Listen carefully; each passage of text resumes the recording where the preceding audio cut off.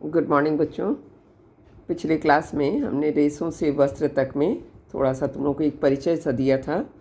अभी आज आगे थोड़ा देखेंगे ऊन तैयार करने की विधि क्या होती है। ठीक है, ऊन तैयार करने की विधि में जो मुलायम शरीर के रोए होते हैं, हल्के होते हैं, पतले होते हैं, उन्हीं को लेकर के ऊन तैयार किया जाता है। जैसे सिर के बालों की अपेक्षा शरीर के रोए अधिक मुलायम, पतले तथा हल्के होते हैं। भेड़ के रेशे भी दो प्रकार के होते हैं, दाढ़ी के रूखे बाल और त्वचा पर स्थित तंतुरूपी मुलायम बाल। इन बालों का उपयोग करके ऊन बनाया जाता है। भेड़ पालन और प्रजनन, चूँकि भेड़ तुम लोग देखती होगी कि ऊन के उत्पादन के लिए भेड़ों को अधिक से अधिक पाला जाता है।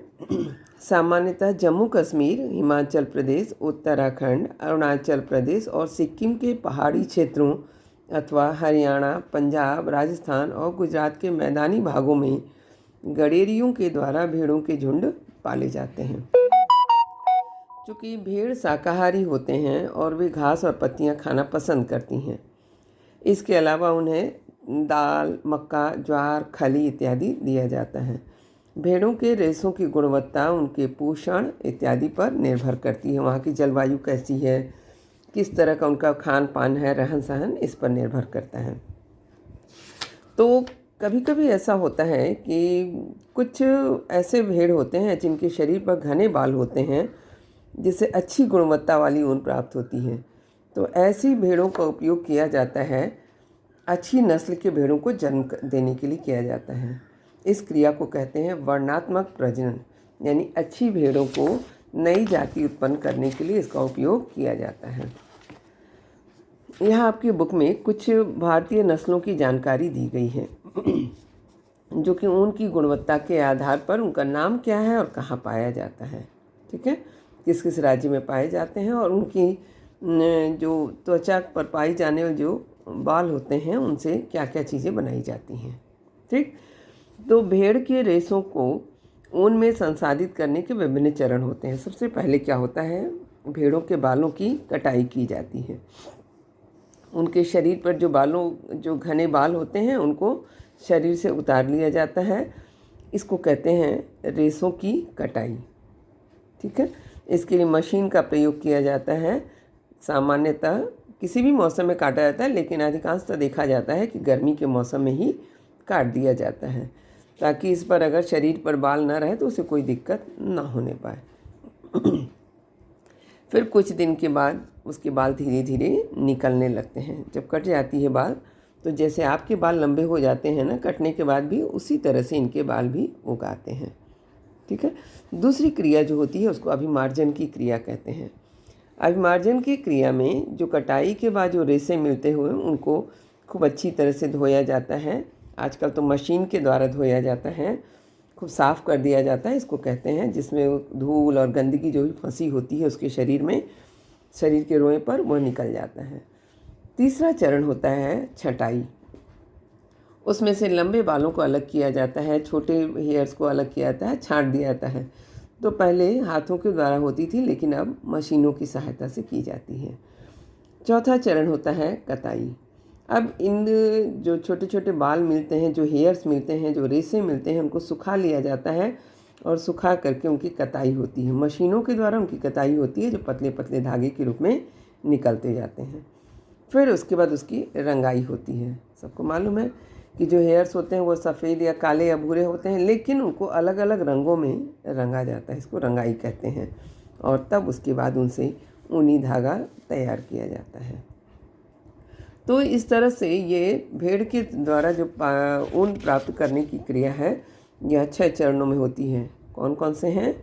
कटाई, अभिमार्जन, छटाई, कताई, रंगाई और ऊनी धागा बनना।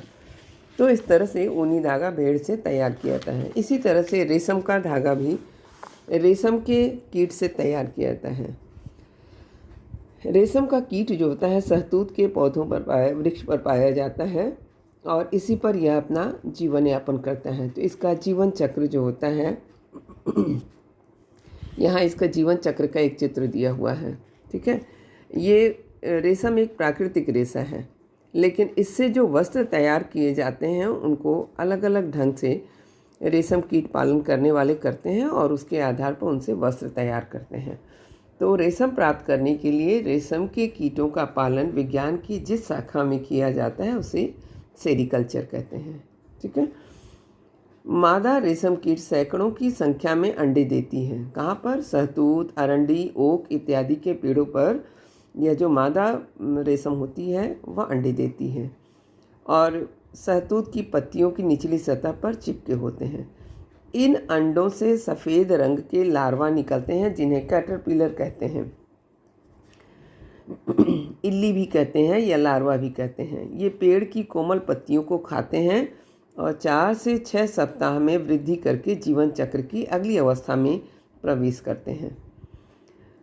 ये लार्वा में एक विशेष ग्रंथि होती है जिसे रेशम ग्रंथि कहते हैं।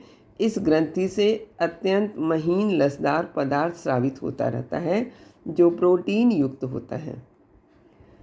ये लार्वा अंग्रेजी की संख्या के आकार में आगे पीछे गति करती हुई घूमती रहती है, ऐसे ऐसे घूमती रहती है जिससे कि वो लसदार पदार्थ को लपेटता जाता है और हवा के संपर्क में आने पर सूख कर रेशम के ये रेशे सूख जाते हैं और रेशे के रूप में बदल जाते हैं। इसी बीच लार्वा जो है अब थोड़ा बड़ा होता है, प्यूपा में रूपांतरित होता है। ठीक है। जब ये प्यूपा में रूपांतरित होता है तो ये एक सफ़ेद गोलाकार संरचना में, चूँकि रेशा इसके चारों ओर है तो इसके अंदर ये बंद हो जाता है। जब ये प्यूपा थोड़ा बड़ा होता है तो कोया या कोकून कहलाता है। यही अंदर यह प्यूपा या जो संरचना मिली कोकून के अंदर ही प्यूपा विकसित होने लगता है और रेशम कीट में बदल जाता है और जो उसके ऊपर लिपटा हुआ रेशा होता है उसको काटते हुए बाहर निकलने लगता है और अपना नया जीवन चक्र तैयार करता है। तो इसी तरह से हर अंडे से एक एक रेशम कीट तैयार होता है और अपना जीवन चक्र प्रारंभ करते हैं। लेकिन जो रेशम कीट पालन करने वाले होते हैं वह प्यूपा को वयस्क रेशम बनने से पूर्व ही उसको निकाल लेते हैं, उस धागे को निकाल लेते हैं जिससे कि वो धागा कटने नहीं पाता है। तो इस तरह से कोकून से फिर रेशम प्राप्त करते हैं और सेरिकल्चर विधि का प्रयोग किया जाता है रेशम कीट पालन की विधिगत। दैनिक जीवन में जंतु रेशों की उपयोगिता होती है। सबको मालूम है कि ऊन की उपयोगिता क्या है। जाड़े के दिन में हम ऊन का प्रयोग करते हैं क्योंकि ऊनी रेशों के बीच वायु अधिक मात्रा में भर जाती है जो ऊष्मा की कुचालक का कार्य करती है और सर्दी के मौसम में या जाड़े के मौसम में ऊनी वस्त्र पहनने पर शरीर का ताप बाहर नहीं निकल पाता है जिससे कि शरीर का ताप स्थिर रहता है। इसका और भी अन्य छोटे मोटे सामान बनाए जाते हैं। इसी तरह से रेशम की उपयोगिता होती है। रेशम से बहुत सारे वस्त्र बनाए जाते हैं, टिकाऊ वस्त्र बनाए जाते हैं, चिकने होते हैं ये, तो ये सारी चीज़ें बनती जाती हैं। तो कृत्रिम रेशा और शुद्ध रेशा दोनों मिलते हैं। कृत्रिम रेशा होता है जो मानव के द्वारा तैयार किया जाता है और शुद्ध रेशम जो होता है वह जंतु के शरीर से या रेशम के शरीर से या कोकून से प्राप्त रेशा जो होता है और रेशम का रेशा। ठीक है। तो बच्चों इस लेसन को हमने थोड़ा फास्ट पढ़ा दिया है। आप एक बार फिर से रीडिंग लगा लोगी, जहाँ नहीं समझ में आएगा वहाँ पूछ लोगी। ठीक है। और इसका क्वेश्चन आंसर हम पेज नंबर के साथ लिख दिए हैं। आप इस क्वेश्चन आंसर को अपनी फेयर कॉपी में कंप्लीट करोगी, कम से कम काम कंप्लीट की रहोगी तो रिवीजन के समय में जब हम फिर से पढ़ाएंगे तो आपको ये समझ में आ जाएगा। ठीक है। तो अभ्यास प्रश्न आप अपनी बुक में करेंगी। मैं इस बुक के अभ्यास प्रश्न का फ़ोटो और पेज नंबर डाल दे रही हूँ, आप उसको देख करके लिखती जाओगी। ठीक है। Thank you.